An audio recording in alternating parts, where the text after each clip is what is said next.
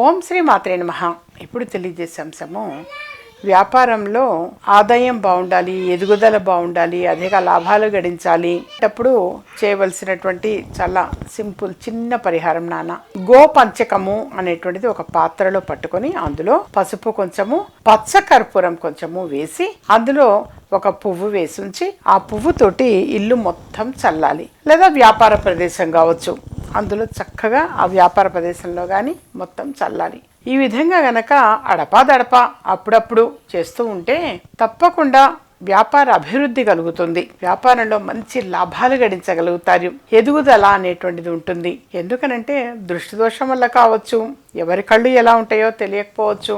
So ఎవరెవరు ఏ ఉద్దేశంతో వచ్చిపోతుంటారో అందుకని అడపాదడపా మీరు ఈ విధంగా చల్లుతూ ఉంటే దృష్టి దోషము అనేది తొలగిపోయి మనకు తప్పనిసరిగా ఆదాయం పెరిగే అవకాశం ఎక్కువ ఉంటుంది.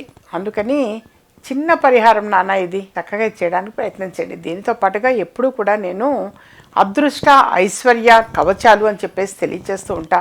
ఆ రెండు కూడా సింహద్వారానికి కావచ్చు, వ్యాపార ప్రదేశంలో కావచ్చు, ఎదురుగా 2 సైడ్స్ హ్యాంగింగ్ చేసి పెడితే చక్కగా పాజిటివ్ ఎనర్జీ అనేటువంటిది లోపలికి వస్తుంది.